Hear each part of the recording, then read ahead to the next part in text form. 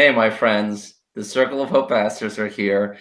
The Christmas spirit is in the air. We can feel the coming of our Savior at this end of Advent. But we have a question. Do we have to be holly and jolly this time of year? Is it really the greatest time of the year? How do we work this? Holly jolly Christmas. It's the best time of the year. That's what the Mythmakers tell me. The Mythmakers tell really good stories, and I like their stories even. I like holly jolliness. Um, but of course, not everyone has it. And a lot of people get triggered by the demand for happiness this time of year. So I feel for them. But Yes. but the problem is I am kind of holly and jolly. So I have, You? yeah, me. Huh, that's surprising. I'm very holly and jolly. So We know. I have some tension. Help me out, y'all. But Yeah. what else? Well, I think I like this question, Ben, because most of my friends are just trying not to have a really blue Christmas. I think Mary, we're talking about Mary this week in our Sunday meetings and on daily prayer, and she really has the invitation there to just be conscious of the presence of God with us. And so I don't think that means happiness or sadness, but just awareness, that we're not alone, that God is with us as we're, I don't know, wrapping a present or getting on the subway or trying to deal with the in-laws or whatever it is.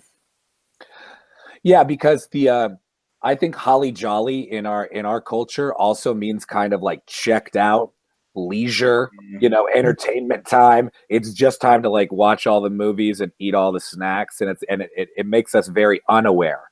So trying to stay tuned in could be a kind of alternative to holly jolly if that's what holly jolly is. You could also be holly jolly in a conscious, aware of God's presence way.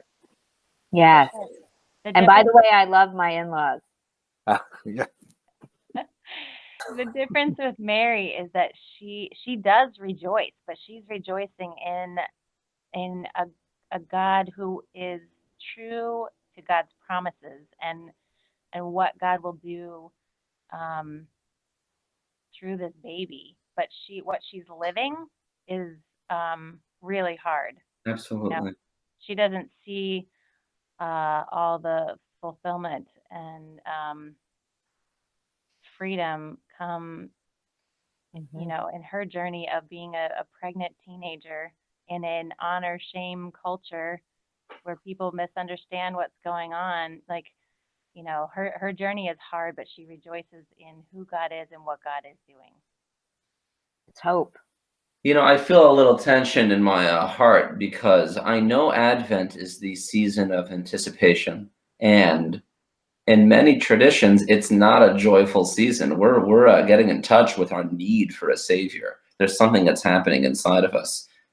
In the United States, Christmas starts after Halloween, so there's a whole different way of thinking about it. And I would suggest, as opposed to being cynical about even the over-marketed Christmas, look for the joy. The people around us are looking for joy.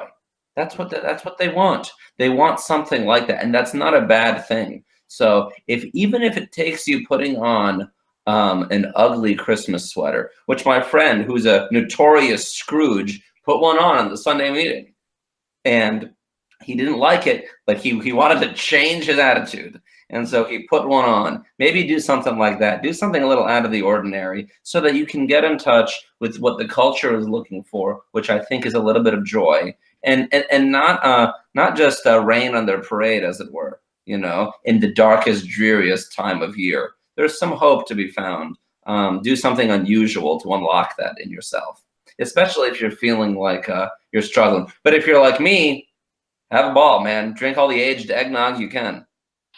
Donnie, I think that's a good word because the miracle is often not so obvious. It's under the surface. It's not the big epic thing that we might be looking for, and so we have to look a little harder. That's a good word. Yo, and I'm big on the Christmas songs, and we love Andrew Young.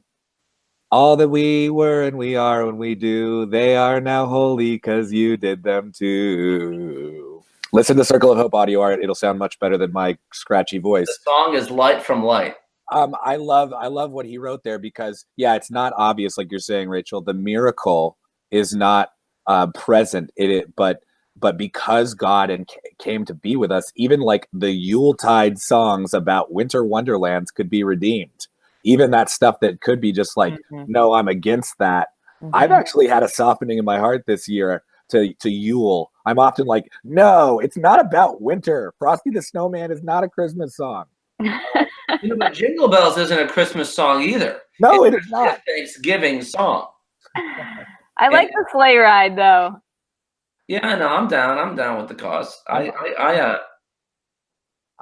Whatever. I'm just softened to that, and I'm looking for God because He was in all of this, and everything that all humanity does is touched by Jesus's humanity.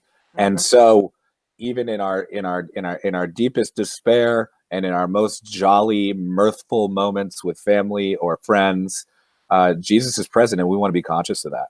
Absolutely.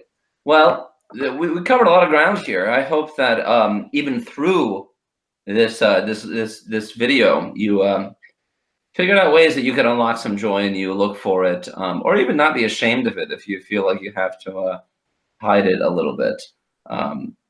So I'm glad I'm glad you're here. I'm glad you listened. So if you liked it, share it around. Share it to your friends. Maybe share it to your in-laws, just as a little harbinger of the revolution that you're going to bring. Until next time, see you.